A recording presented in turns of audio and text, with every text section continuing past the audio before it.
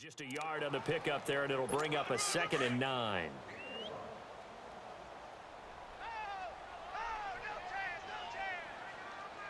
Hurry up, here we go. 3-19. On play action, they'll throw. Oh, a scrap for the football, and he's going to come down with it. He got 29 yards that time. The catch, deservedly so, is going to get a lot of credit, but even more so because there's a defender there ready to make a play. Yeah, just flat out muscled on that one. Here we go now. Green 39. Green 39. Back to throw. Powers through. And he is caught at the 7-yard line. No gain there on the completion. It'll be 2nd down. Well, that was a simple throw and catch, but even with that completion, 0 yards gained, so they're behind schedule on down and distance. I think they were hoping to get it to him. He could make a man or two miss, but that window closed quickly. Now let's go. 3-19. 3-19. They're going to look to throw. Got his man. It's caught for a Steelers touchdown. As his guys are in for 6, and the Steelers are going to add on to their lead. In order to lead in a game, you're going to get plenty of contributors, but that's his 2nd touchdown catch of this game. He's one of the key guys in this one. And you better believe he'll be looking for the hat trick here as this one continues to go. Elliott good on the extra point, and it is 28-0. So that drive consumes 9 plays all told, and it ends with a Pittsburgh touchdown.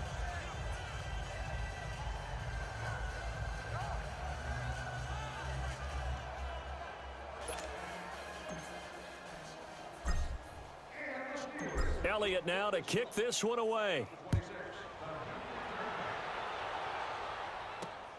This one taken just inside the 10.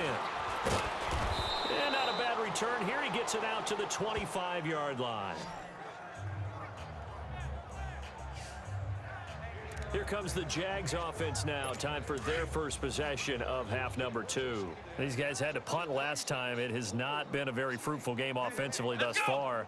They haven't even made a trip to the red zone. And I know that everyone's going crazy on that sideline because that drives you berserk to come off the field, not really move the ball well. As you said, not even get to the red zone, let alone, not even put points on the board. They've got to just take a deep breath, relax, try and figure out what is working, and call more of that. Let's go. They run a draw here on 2nd down. And he's going to get about 7 yards on that one, up to around the 33.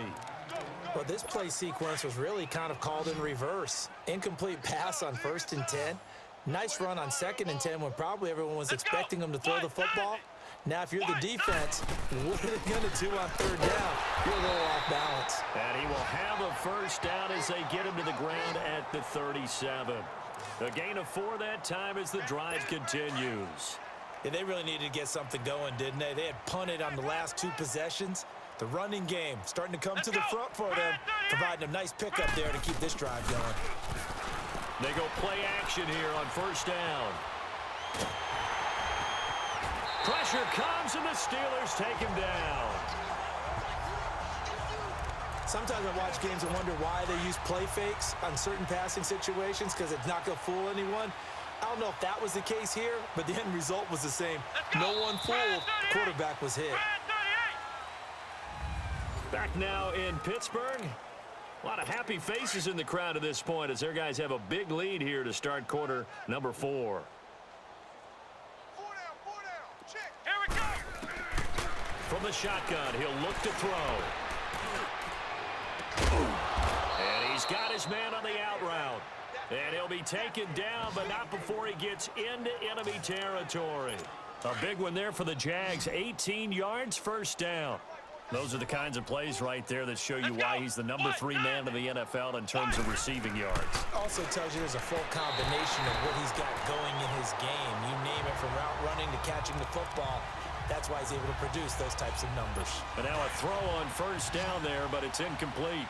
Another wayward pass. Things started out poorly in this game, and to be frank, they just really haven't gotten much better. And all that does is embolden the secondary. Into heavy traffic, and it's intercepted. Picked off at the 35. Thought they had something going there to break that goose egg here in the second half, but to no avail. Hope was alive until that interception. What a terrific play, taking the ball away after it looked like they were starting a drive. And now that shutout still standing. You know that's something those defensive guys hold a lot of pride on, too. No doubt about it. They're excited about where they are in this game. Charles, you'd said the magic number was probably right around 20 for this defense because they're facing one of the top 5 offenses in the league in terms of points scored. They've had their moments, but this offense just a little too good, isn't it? They really are, because no matter what you do to make an adjustment on defense, they've had an answer for it. They only got a yard out of that last completion, and that makes this 2nd and 9.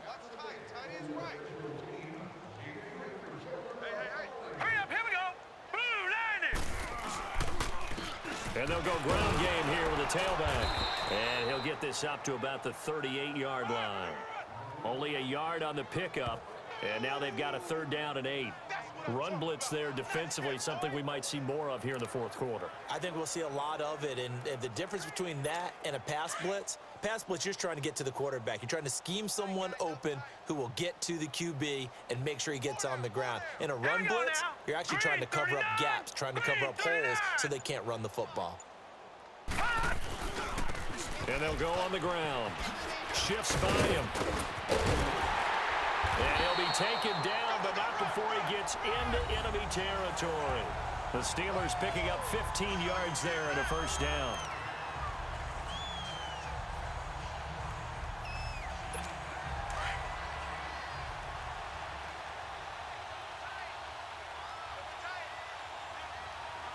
Now let's go. Green 39. Green 39. And they'll go with a ground attack here.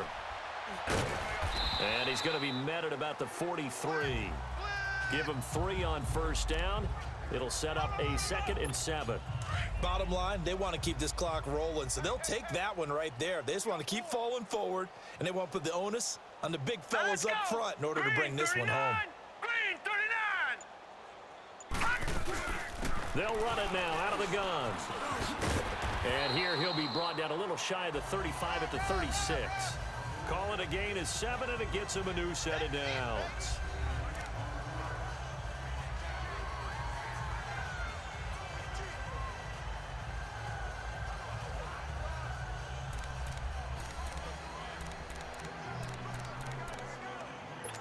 So from the 36 now, 1st and 10.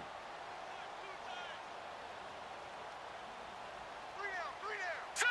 Green 39. Green 39. Now on 1st down, he'll drop to throw it. Looking left side, it's complete. He's got it. So a good spin move there before he's taken down. A nice little gain. Give him 9 there on the 1st down completion. Well, they don't need to run another play here before the 2-minute warning. Let's see if they do it anyway. 3 down. Here we go now. Now back to throw. Throws a quick hitter on the slant. That's complete. And inside the 20 before he's brought down.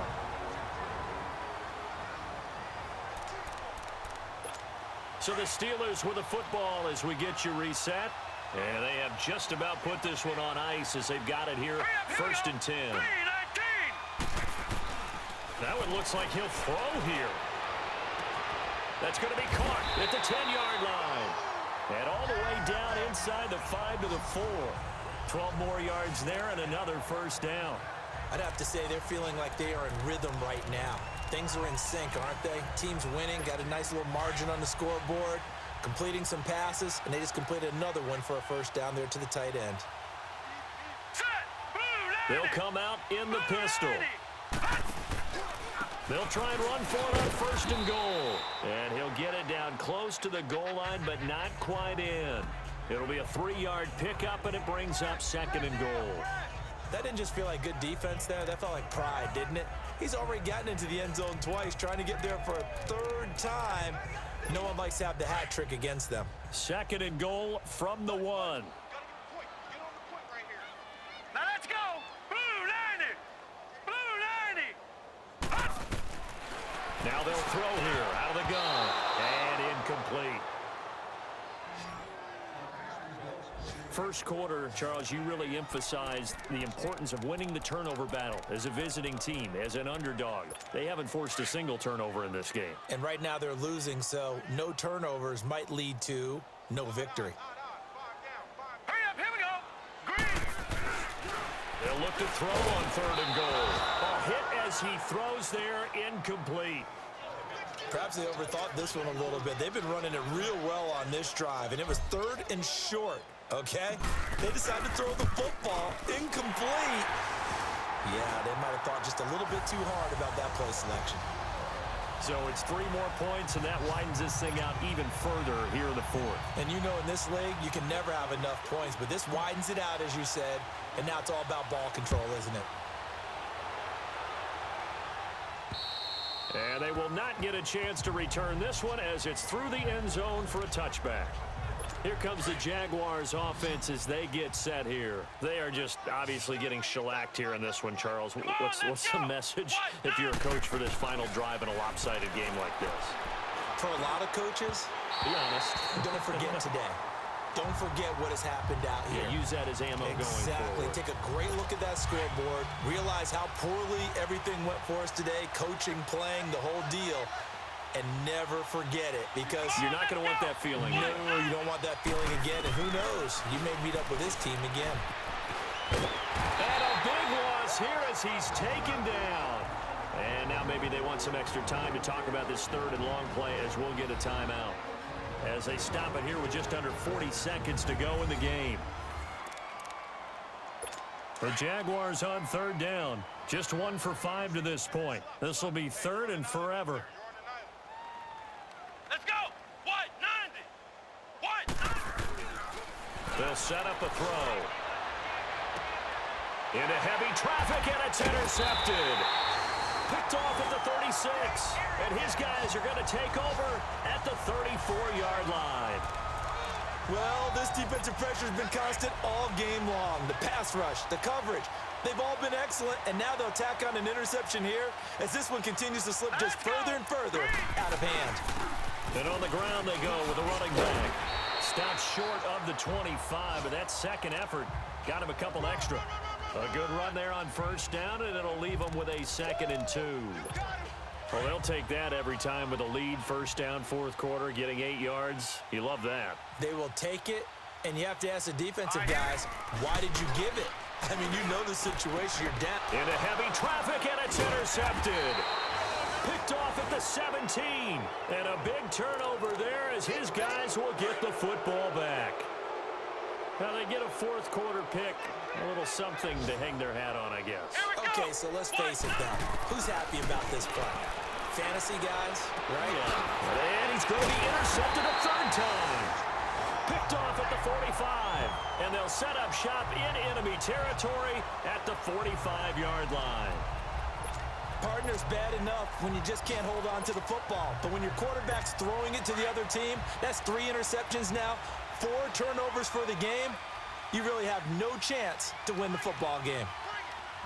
Hurry up, here we go. They go back to the air here after the INT on the last drive. He sets to fire deep, and that is incomplete. Well, Charles, the forecast called for rain throughout the entire game, and we got rain throughout the entire game. But these two teams, they had fun getting dirty out there. They love the slop. Did you trust the forecast ahead of time? Are you one of those guys I'm a little skeptical about it, or did you trust it? But when I saw just a big blob of green on the radar, I said, okay, let's trust. Yeah, and that's why I'm glad you took my advice. Got your notes laminated, because, you know, open-air booth, that rain can affect us as well, although not as much as the guys on the field. But let's face it, it's kind of fun to watch these types of games, isn't it? It is. By the way, how impressive is it that you travel with a laminator? I didn't even know there was a portable laminator. The things that you learn. Golly, wise beyond his years. So for the Steelers, they continue to cruise through this first half of the schedule as they move to 8-0 now on the campaign. And they'll be able to enjoy this one through the bye week before they get back at it again. Meanwhile, for the Jaguars, things are definitely going south quickly as they fall now to 1-6. And they'll have a tough one at home next week against the Denver Broncos.